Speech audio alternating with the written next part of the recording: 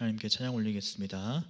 찬송가 191장, 찬송가 191장입니다.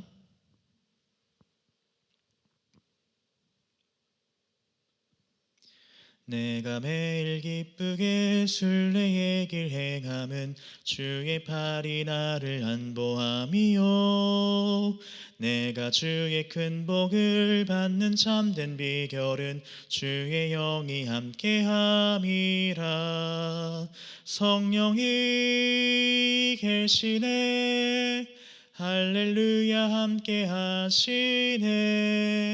좁은 길을 걸으며 밤낮 기뻐하는 것 주의 영이 함께함이라. 전에 죄에 빠져서 평안함이 없을 때 예수 십자가의 공로 힘입어 그 발 아래 엎드려 참된 평화 얻음은 주의 영이 함께함이라. 성령이 계시네, 할렐루야 함께하시네.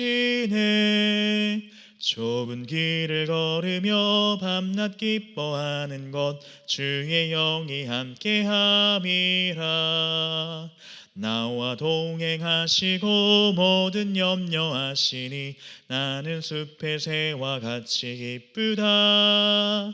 내가 기쁜 마음으로 주의 뜻을 행함은 주의 영이 함께함이라.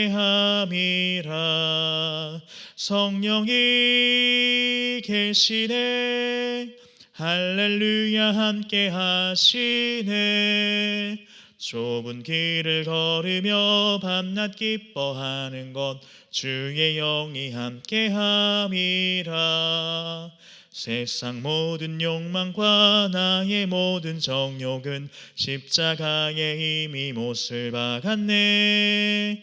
어두운 밤이 지나고 무거운 짐 벗으니 주의 영이 함께함이라. 성령이 계시네, 할렐루야 함께하시네. 좁은 길을 걸으며 밤낮 기뻐하는 것 주의 영이 함께함이라. 아멘. 하나님의 말씀 창세기 40장 1절부터 4절까지입니다. 창세기 40장 1절부터 4절까지 제가 받들어 봉독하겠습니다. 그 후에 애굽 왕의 술 맡은 자와 떡 굽는 자가 그들의 주인 애굽 왕에게 범죄한지라. 바로가 그 두 관원장 곧 술 맡은 관원장과 떡 굽는 관원장에게 노하여 그들을 친위대장의 집 안에 있는 옥에 가두니 곧 요셉이 갇힌 곳이라. 친위대장이 요셉에게 그들을 수종들게 하매 요셉이 그들을 섬겼더라. 그들이 갇힌 지 여러 날이라. 아멘. 지금 시간이 5일 월요일 저녁 9시를 지나고 있습니다. 지금 밖에는 많은 비가 내리고 있는데요. 하나님 돌봐주시는 그 은혜로 큰 태풍 피해 없이 순적히 지나갈 수 있기를 기도합니다. 요셉은 억울한 누명을 쓰고 감옥에 갇히게 되었습니다. 사실 요셉이 옥살이를 하게 된 그 경위를 보면 요셉으로부터 거절을 당한 그 여주인이 계략을 쓰죠. 이 내 손에 들려있는 요셉의 옷을 보라 하면서 당신이 데리고 온 저 히브리 노예가 나를 겁탈하려고 했다 하면서 자신의 남편 보디발에게 하소연을 합니다. 그런데 이때 그 말을 다 들은 보디발이 성경을 보니까 심히 노하였더라 이렇게 말씀하고 있는데 그런데 여기서 그의 노가 누구를 향한 노였는지 알 수가 없습니다. 창세기 39장의 얘기를 쭉 읽어보면 보디발은 요셉을 굉장히 크게 신임을 해서 자신이 먹고 마시는 것 외에는 이래라 저래라 간섭하지 않았다고 말씀하고 있어요. 그만큼 크게 요셉을 신뢰를 했다는 거죠. 그러면 어떻게 이 아내의 말을 믿고 이 아내의 말만 믿고 요셉을 그렇게 처벌할 수 있을까? 그러나 이것은 이 보디발의 아내와 또 요셉의 신분 차이를 감안하면 어쩔 수 없는 일이었을 것입니다. 여러분, 왜 후에 요셉이 애굽의 총리가 되고 나서 요셉이 결혼을 하죠? 근데 이 요셉의 배우자가 누구였냐 하면 창세기 41장 45절을 보면 바로 왕이 온의 제사장 보디베라의 딸 아스닷이라는 여인을 그의 아내로 삼게 했다고 성경은 말씀하고 있습니다. 이 온이라고 하는 곳은 그 태양의 도시라는 그런 말인데요. 당시 정치, 경제, 문화 이 모든 것의 중심지였다고 합니다.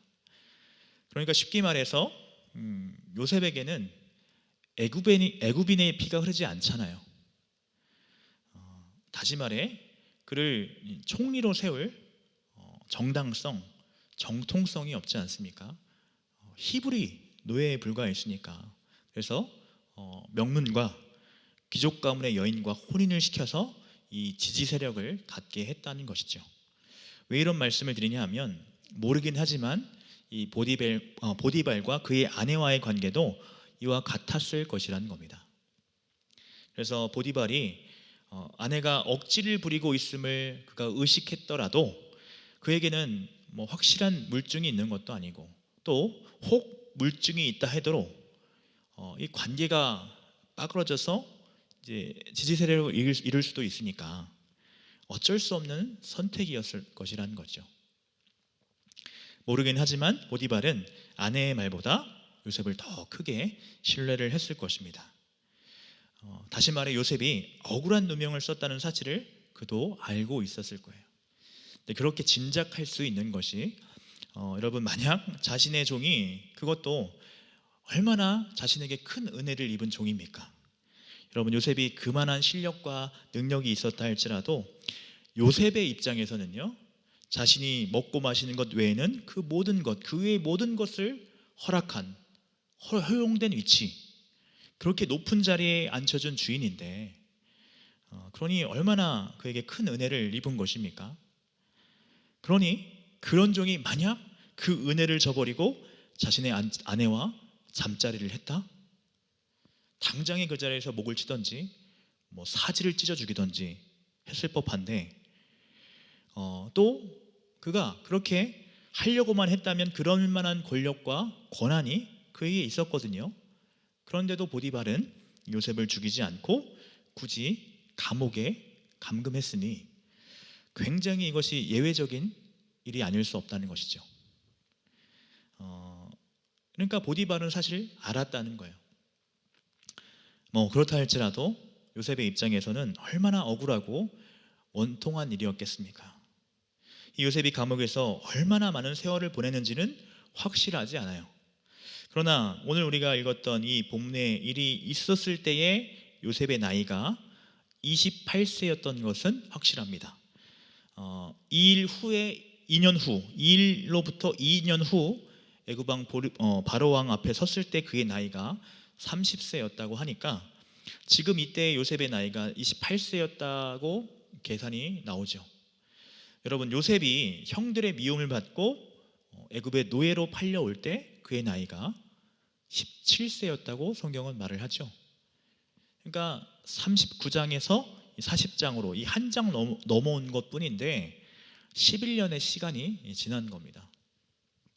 그런데 이 11년 중에 노예로 생활하는 게 몇 년이고 또 죄수로 있었던 게 몇 년인지는 확실치가 않아요. 많은 분들이 요셉이 2년 동안 감옥살이를 했다고 이렇게 생각을 하는데 그 잘못된 생각입니다.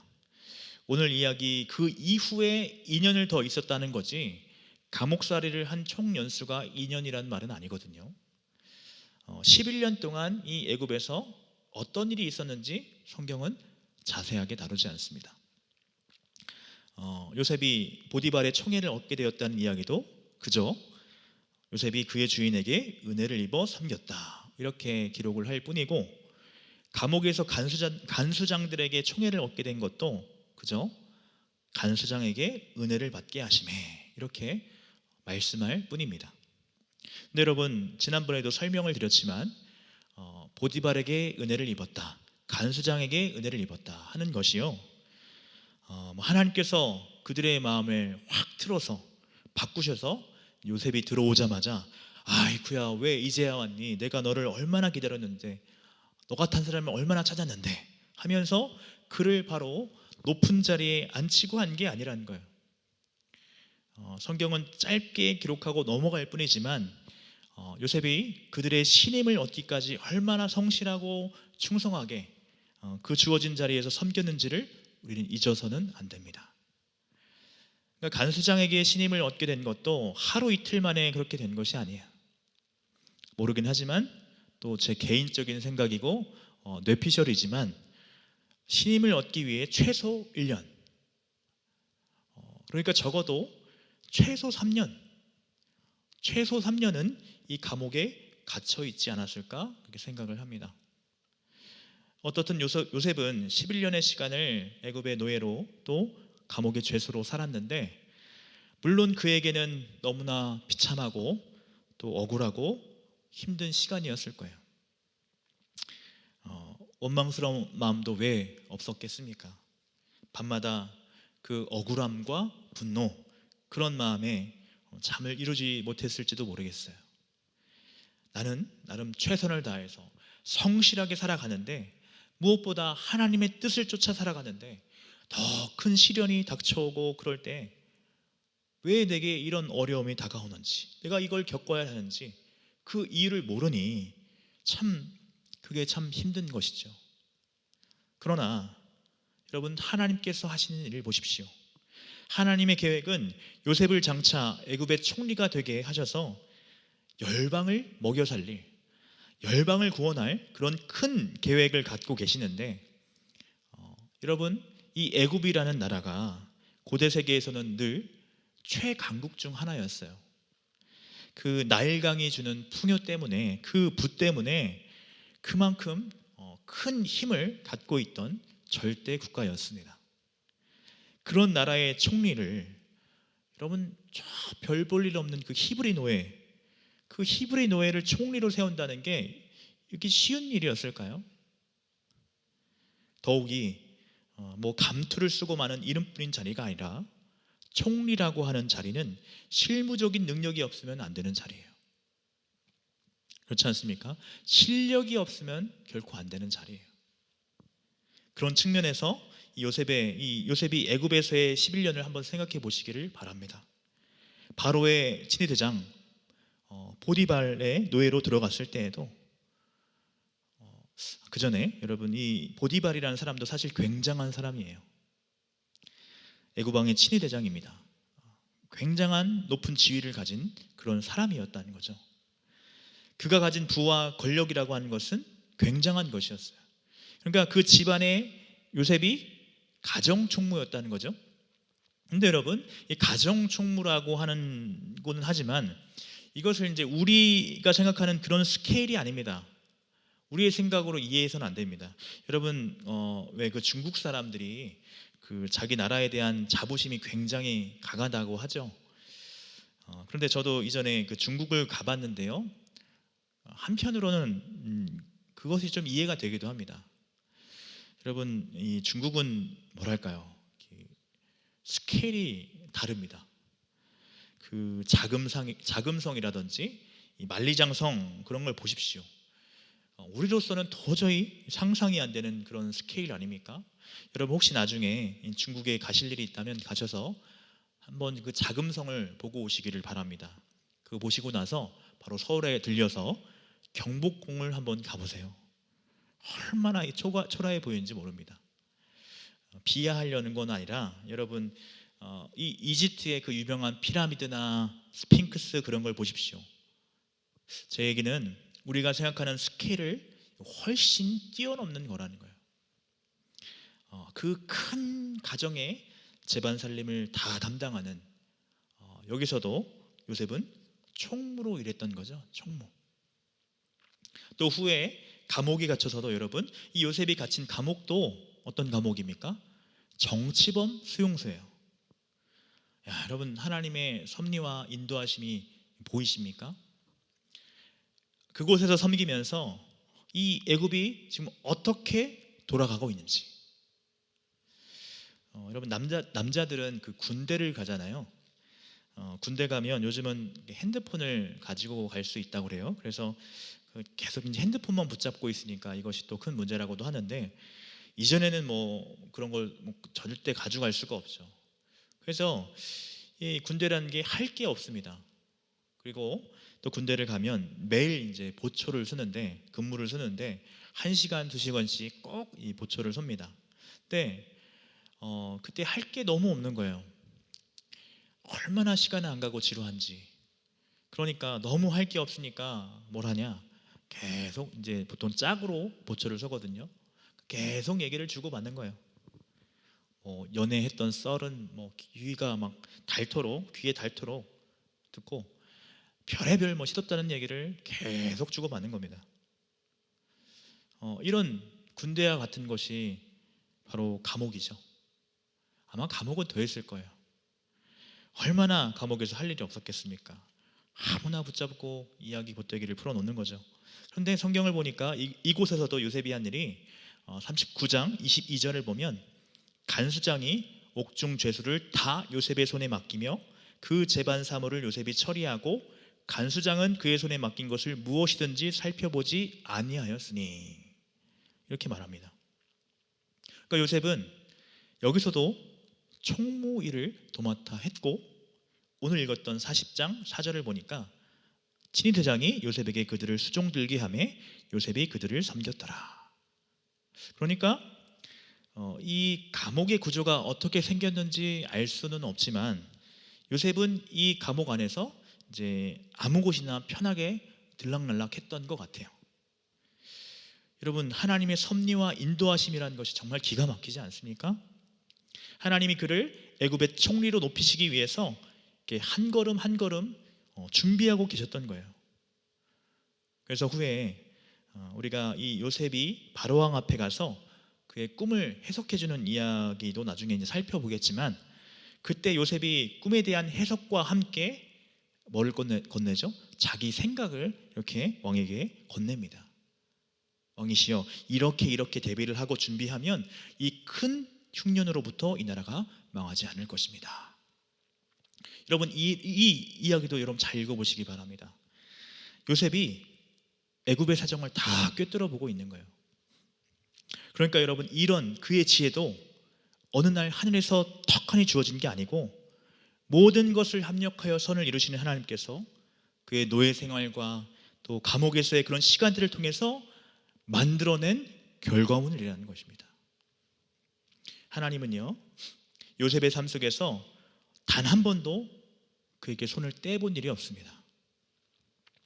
늘, 정말 늘 그와 함께 하셨고, 이렇게 그를 보다 높은 자리에 세우기 위해서 차근차근 스텝을 밟아가게 하셨다는 것이죠. 여러분, 우리에게도 이러한 하나님의 인도하심과 섭리가 있다는 사실을 정말 믿으실 수 있는 우리 모든 성도님들 되시기를 바랍니다. 오늘 태풍 관련 뉴스를 보니까 이번 태풍이 지나간 이후에도 한 10월 초까지 한두 개의 태풍이 더 생겨서 우리나라에 영향을 줄 수 있다는 얘기를 들었습니다. 이전에 비해서 태풍의 숫자가 많이 이렇게 늘어난 것은 아닌데, 큰 세력을 지니는 슈퍼 태풍이 요 근래 많이 또 계속 늘어나고 있다고 합니다. 전문가들이 이 원인을 그 이상 기후 때문이라고 말을 하는데요. 그런데 여러분, 그거 아십니까? 태풍도 하나님께서 만드신 작품이에요. 에이, 무슨 그럴 리가요. 우리에게 늘 피해만 가져다주는 태풍이 무슨 하나님께서 만드신 작품입니까? 혹 그렇게 생각하실지 모르겠지만, 여러분, 하나님께서 이 태풍을 통해서 어떤 일을 하시냐 하면, 온 산야와 계곡이 오염되고 또 공기가 오염되고, 그런 오염을 막기 위한 자정 역할, 청소부 역할을 하도록 만드신 게 이 태풍이라는 거예요. 문제는 우리 인간의 욕심과 이기심으로 막 무분별하게 자연을 훼손하고 개발하고 오염시켜서 이상기후가 생기고, 그래서 더 큰 청소기가 필요해서 슈퍼 태풍을 주시는 것 뿐이지, 실은 이 태풍도 없어서는 안 되는 거라는 거예요. 그래서 여러분, 태풍도 은혜고 실은 홍수도 마찬가지입니다. 홍수도 그런 일을 하는 거예요. 태풍도 은혜고 홍수도 은혜고 이슬 설이 번개 다 하나님의 은혜예요. 왜 이런 말씀을 드리냐 하면, 우리가 하나님께서 하신 일을 다 알지 못합니다. 그러나 하나님은 좋으신 하나님이에요. 하나님은 좋으신 하나님입니다. 요셉의 삶 속에서 한 번도 그 손을 떼본 적이 없으신 우리 하나님께서 우리의 걸음도 그렇게 인도하고 계십니다. 나는 비록 왜 이런 고난과 어려움을 하나님께 주시는지 다 알지 못해 때론 하나님을 원망해도 말입니다. 하나님께서 나와 함께 하신다는 사실, 오늘 하루도 이 믿음 가운데 승리하시는 하루 되시기를 바랍니다. 기도하겠습니다. 하나님, 오늘도 주님의 은혜로 주님 붙잡고 하루를 시작하게 하시니 감사합니다. 주님의 살아계심을, 주님의 함께하심을 삶 속에서 고백하고 인정하는 그런 믿음 사는 우리가 되기 원합니다. 내가 다 알지 못하고 이해하지 못하여도 하나님의 선하심을 믿는 우리를 되게 하셔서 어두운 터널 속을 지나는 것 같은 그런 상황일지라도 믿음 갖고 한 걸음 한 걸음 내딛고 앞으로 나아갈 수 있는 그런 믿음의 사람들 다 되게 하여 주옵소서. 우리를 온전하게 빚어가고 계신 하나님이심을 믿습니다. 하나님의 다스림 가운데 내 자신을 온전히 내어 맡길 수 있는 우리 모두 되게 하옵소서. 하나님, 태풍으로부터 큰 피해 없도록 지켜 보호해 주시고, 또 우리 교회에 주님 연약한 성도님들 계십니다.